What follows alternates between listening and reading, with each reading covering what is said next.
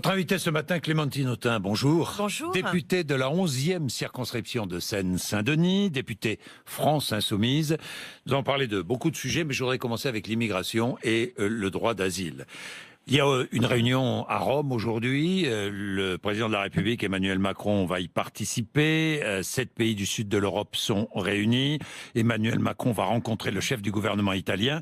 Est-ce que la France, en matière de migration, a une politique claire à vos yeux ? Oui, malheureusement.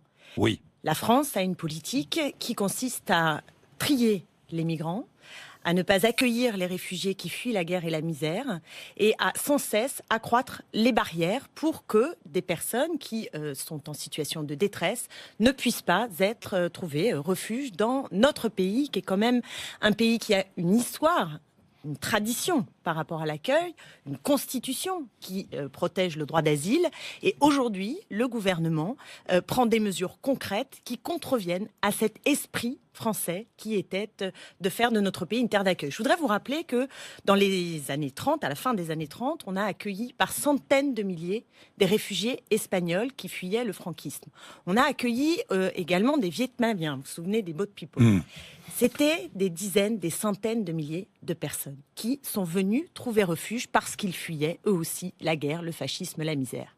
Et je crois que nous devons faire face aujourd'hui à ce devoir d'humanité et de solidarité. Or, qu'est-ce qui se passe ? Il se passe que de projets de loi en ordonnant... On attend le texte de loi migration, en circulaire, droit d'asile. On en a Je vais revenir sur la circulaire. On en a déjà une. Je vais revenir sur la loi circulaire. sur le droit d'asile. On a eu une circulaire et hier soir, toute une série d'associations comme Emmaüs, mais je vais y revenir. etc. Je vais y revenir. Je vais y revenir. Est-ce que vous avez vu, regardez la une de l'Obs. Je ne sais pas si vous avez vu, où Emmanuel Macron est représenté avec des fils de fer barbelés. Que pensez-vous de cette une, le titre « Bienvenue au pays des droits de l'homme ».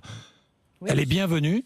Oui, je pense que c'est une une qui caractérise la politique aujourd'hui décidée par le président de la République. Oui, et je voudrais d'ailleurs dire que on a beaucoup parlé de l'ultralibéralisme d'Emmanuel Macron, d'ailleurs qu'il affiche et qu'il assume, mais beaucoup ont pensé que il serait, sur le plan qu'on appelle traditionnellement sociétal, assez libéral, justement, qu'il prendrait les libertés. Oui, voilà. Oui. On le constate sur la question des réfugiés, on l'a constaté aussi quand il a présenté ses vœux à la presse, aussi quand il fait ses ordonnances, que son libéralisme économique débridé est associé à une mise en cause des libertés et des droits humains. Autoritaire ? Et j'insiste, oui, il est autoritaire, bien sûr qu'il est autoritaire. Et j'insiste sur le dépôt devant le Conseil d'État, la saisine du Conseil d'État par des associations. Je ne vais pas tous les citer. Ce matin, j'avais justement le président de la FNARS, Monsieur Guéguin, Florent Guéguin, qui nous disait que effectivement le recours allait être déposé dans la matinée contre cette fameuse circulaire. Alors, je crois qu'il est bon que nous entrions dans le détail parce que les auditeurs, les auditrices ou les téléspectateurs et téléspectatrices ne savent pas exactement ce qu'est cette circulaire sur l'hébergement d'urgence. Elle permet à des agents de l'État, préfecture ou office de l'immigration d'entrer dans les centres d'accueil, des centres d'hébergement pour sans-abri et d'aller, j'emploie le mot, recenser les personnes accueillies dans ces centres pour savoir qui peut bénéficier d'une demande d'asile et qui doit être expulsé, débouté de toute demande, expulsé et renvoyé chez lui. Oui, donc ça veut dire que pourquoi est-ce que ça vous choque ? Parce que c'est une surveillance accrue qu'on va demander à des personnels qui sont là pour mener un travail social, de solidarité, de devenir des agents d'une surveillance et d'un tri des migrants. Voilà, des réfugiés. Vous employez le mot. Oui, d'un tri sélectif, bien sûr que c'est le mot, d'un tri sélectif des migrants. Mais cette circulaire est en place depuis décembre. Oui, il y a aussi les procédures de Dublin qui sont en place et qui sont dramatiques concrètement, puisque vous savez... Autre chose. Non, c'est pas tout à fait autre chose, parce que cette procédure de Dublin, elle complique plus encore le droit d'asile. La procédure du Dublin, c'est qu'on renvoie dans le pays d'entrée celui qui ne doit pas rester en France. Quand vous venez de Syrie, le pays d'entrée si vous y êtes renvoyé, vous voyez, Oui. autant dire qu'il n'y a pas de droit d'asile. Oui. Autant dire qu'il n'y a pas de droit d'asile. Donc, le droit d'asile, il doit pouvoir être appliqué. Or, aujourd'hui, on a inversé les choses et se retrouvent devant les tribunaux des personnes, je pense par exemple à une femme retraitée, associative, 74 ans, qui est devant les tribunaux à Nice parce qu'elle a aidé des mineurs à juridiquement se défendre pour obtenir ce droit d'asile. Donc, je veux juste insister sur un point. C'est l'honneur de notre pays que d'être capable d'aider. Et donc la France ne doit pas multiplier les barrières et les frontières, elle doit multiplier les possibilités d'accueil. Elle doit donner des moyens pour l'accueil et se préoccuper de l'aide au développement, se préoccuper du réchauffement climatique. Parce que vous savez que ce que nous connaissons aujourd'hui comme afflux de migrants n'est rien à côté des prévisions liées aux guerres, mais aussi liées aux désastres qui vont advenir avec le réchauffement climatique. Retenir ceux qui ont envie de partir dans leur pays d'origine. Voilà. Et quand je dis que ce président et ce gouvernement est autoritaire, écoutez-moi bien sur ce point. Oui. Parce que l'aide au développement, par exemple, il est introuvable. Vous savez que le budget de l'aide au développement de ce gouvernement baisse.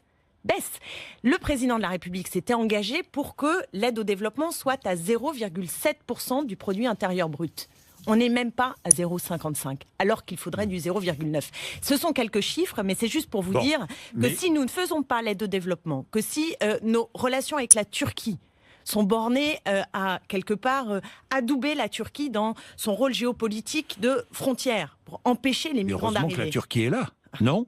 Ah bah écoutez, parlons du régime turc. Je vous parle pas du régime. Moi, je vous parle du régime. Mais moi, je vous parle du régime turc. Je vous parle du rôle joué par la Turquie. Oui. Nous sommes bien contents que la Turquie joue ce rôle, non ?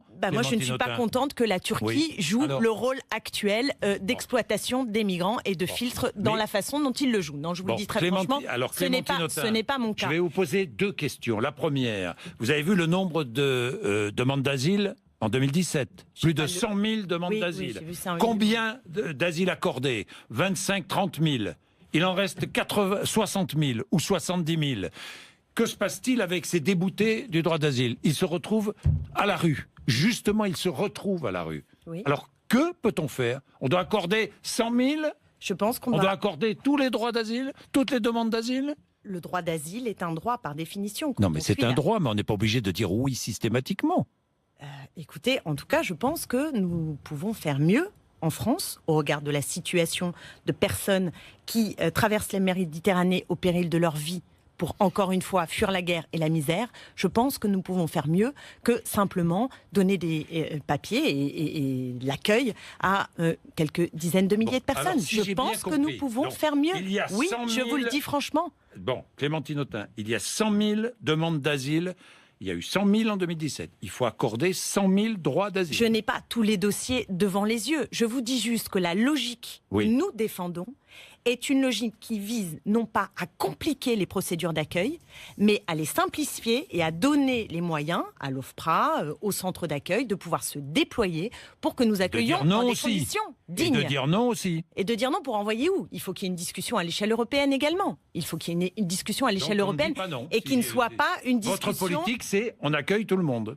Ma politique, notre politique, est de dire commençons par tendre la main et par...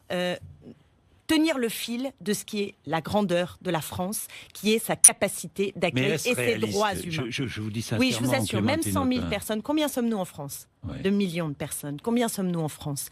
Ne sommes-nous pas capables, encore une fois, d'accueillir même 100 000 personnes quand nous avons pu le faire ? Je reprends l'exemple des Espagnols parce que c'est un exemple qui parle à beaucoup de Français, qui certains d'ailleurs en ont accueilli chez eux. C'était 300, 400 000 personnes que nous avons accueillies. Vous vous souvenez, Monsieur Bourdin, de cette histoire, de cette page de l'histoire ? Les Boat People, vous en souvenez également. Nous avons été capables. Est-ce que la France a explosé pour autant ? Non. Bon. Voilà.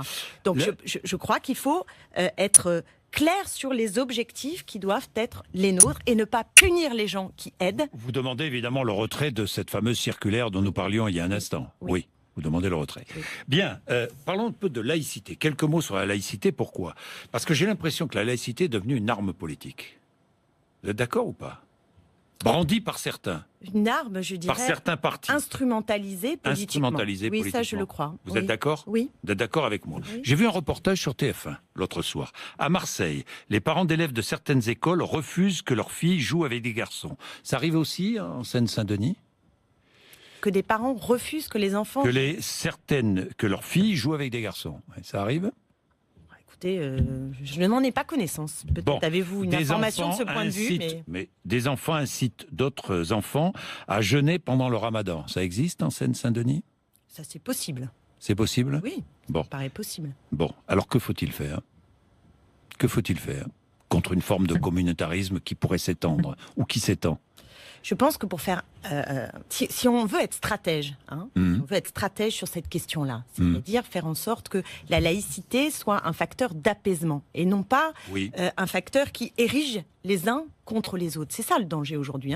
C'est que la laïcité devienne une forme d'outil qui enferme des communautés qui d'ailleurs n'ont pas forcément envie de se reconnaître comme communauté. Vous savez, moi, il y a beaucoup de musulmans, je pense dans ma circonscription, qui me disent « mais il faut qu'on arrête de nous dire musulmans. Oui, je suis musulmane ou musulman, mais je suis d'abord française, je suis d'abord, je sais pas, aide-soignante, je suis d'abord... » Bon, et ne veulent pas être définis d'abord comme des musulmans, d'accord ?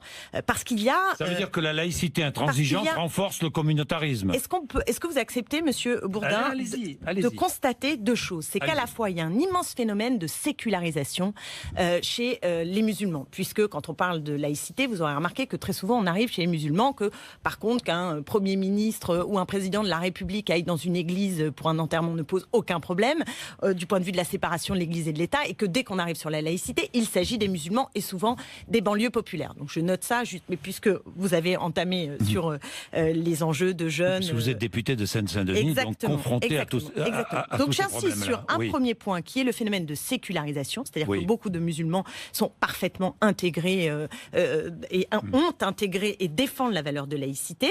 Et il y a dans le même temps une toute petite minorité qui existe comme dans d'autres religions, et j'insiste sur ce point, où on sent une forme de comment on peut dire ça, mais d'intégrisme religieux qui en effet se déploie et contre lequel il faut que nous soyons en capacité d'agir. Mais faisons très attention à ne pas tout mélanger, à estimer que dans le contexte où il y a Daesh, chaque musulman qui affirme sa religion serait un terroriste en puissance. Et donc si on commence à faire des amalgames de ce type, moi je vous dis juste qu'on est en train de créer des barrières là où il faut imaginer des passerelles, des frontières et se rassembler. Et la laïcité, c'est le droit de croire ou de ne pas croire, c'est la séparation de l'Église et de l'État. Tenons-nous-en à ces principes. On ne touche pas à la loi de 1905. Non, il faut rien que la loi, toute la loi de 1905. Bien, vous avez témoigné à plusieurs reprises du viol que vous avez subi. Vous avez longtemps menti aux journalistes. Et puis un jour, vous n'avez plus supporté ce mensonge et vous vous êtes mis à parler. Vous avez lu la tribune de ces femmes, une centaine, écrivaines, actrices, critiques d'art, journalistes dans Le Monde. Vous l'avez lu ? Oui, bien sûr, attentivement même. Et alors ? Je suis en désaccord profond avec cette tribune, qui reprend d'ailleurs des arguments très très classiques contre le féminisme depuis quasiment un siècle, puisque les féministes sont accusées d'abord d'enfermer les femmes dans un rôle de victime, ce qui est assez absurde, puisque notre intention est précisément de libérer les femmes, les chaînes qui empêchent les femmes de pouvoir être pleinement sujets. Il n'y a pas de haine des femmes chez certaines féministes. De haine des femmes, des hommes, vous voulez dire de haine des hommes, oui, des femmes. Des hommes chez certaines féministes. Non, moi je n'ai pas... Non, c'est ce que dit cette tribune. Moi, non, il n'y a pas de haine des hommes. Il y a la volonté d'en finir avec la domination masculine. C'est pas la même chose. C'est un processus culturel, historique, social, économique. C'est de ça dont on a envie de se débarrasser.